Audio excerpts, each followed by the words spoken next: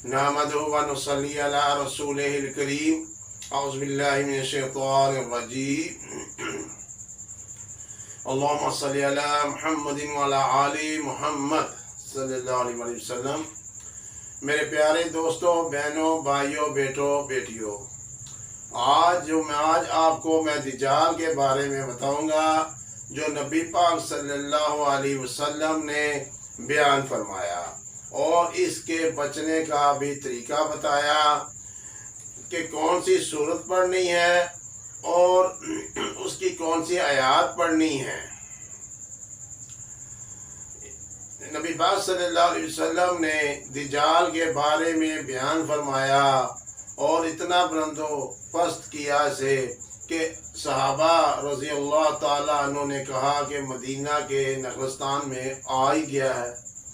वो जब परेशान होकर दोबारा नबी पाक सल्लल्लाहु अलैहि वसल्लम के पास गए तो आप सल्लल्लाहु अलैहि वसल्लम ने उनका चेहरा देखा और पूछा क्या हुआ।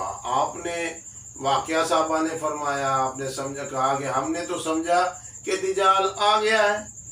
आपने फरमाया अगर मेरे हुक्ते हुए आया तो मैं तो संभाल लूँगा, अगर मेरे बाद आया तो मुसलमान इससे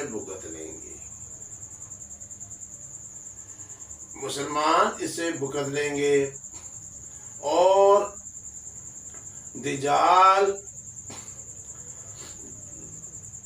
जब आएगा वो अराक, शाम और अराक के गोशा से की तरफ से आएगा और दाएं बाएं फिरेगा और वो एक जवान और उसकी आंख उभरी हुई होगी। जो उस वक्त जो इसको पाए तो सूरह कहफ की इब्तिदाई आयत पढ़े। जो दज्जाल को पाए सूरह कहफ की इब्तिदाई आयत को पढ़े।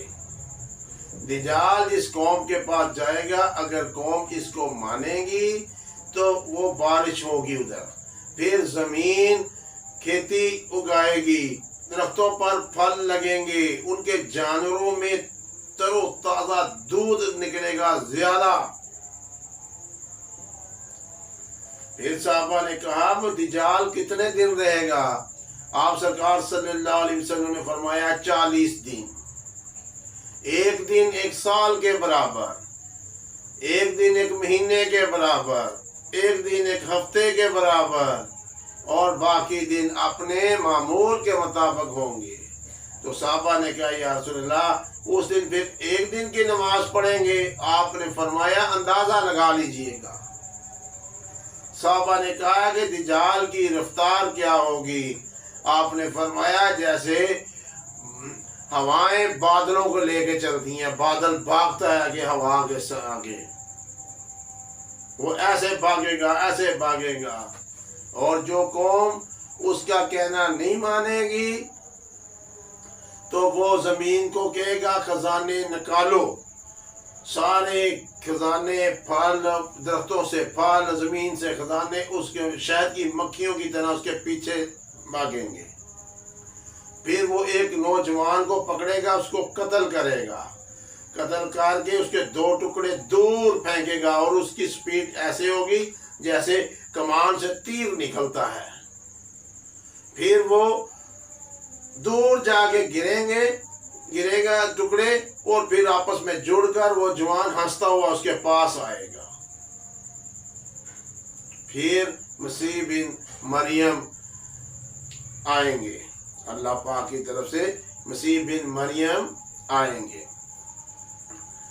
वो दमिश्क के सफेद मीनारे की तरफ से फरिश्तों के परों के ऊपर बाजू रखे हुए आएंगे, सर झुकाएंगे तो कतरे टपकेंगे, सर उठाएंगे तो मिसल मोतियों के, और उनका सांस जहां तक जाएगा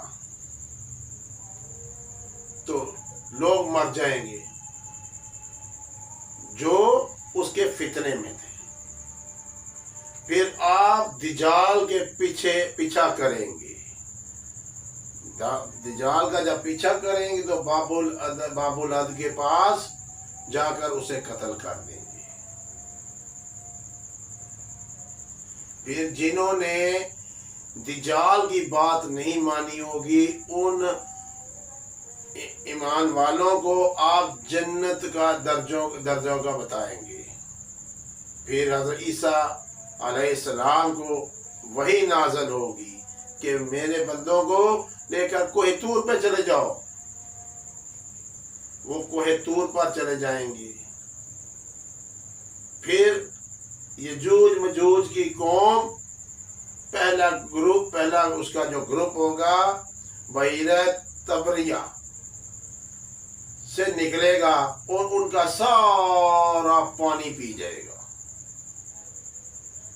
फिर दूसरा ग्रुप उनका निकलेगा तो देखेगा हर तरफ सूखा, शायद इधर कुछ था ही नहीं।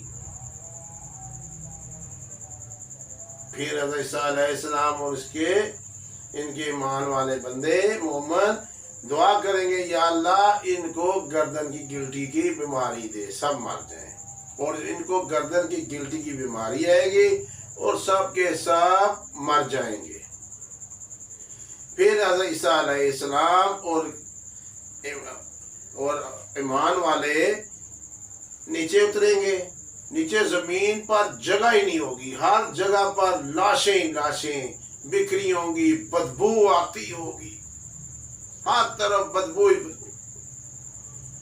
फिर अल्लाह ताला बख्ती ऊंटों की शक्ल वाला परिंदा भेजेंगे जो अल्लाह के हुक्म से इन लाशों को उठाकर अल्लाह के हुक्म के मुताबिक जहां अल्लाह चाहेगा वहां ठिकाने लगा देगा। उसके बाद बारिश होगी, सारी जमीन धुल जाएगी, साफ हो जाएगी।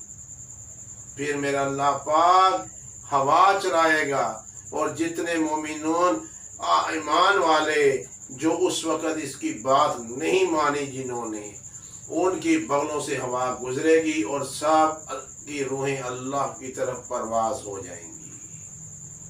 और बदबख्त सिर्फ तमाशबीन या वही कौम वो लोग रह जाएंगे जो उसका जिन्होंने क्या नाम माना था।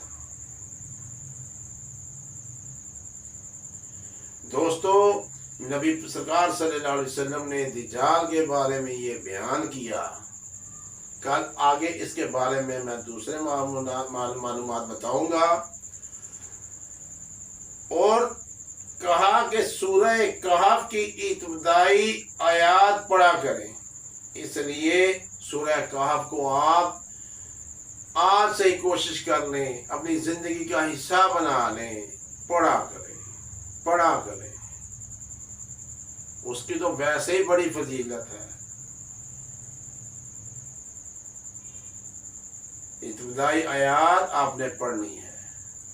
अपना ख्याल रखिएगा, इस वीडियो को शेयर कीजिएगा और सब्सक्राइब कीजिएगा। अल्लाह हाफिज़ व नासिर। अस्सलाम वालेकुम।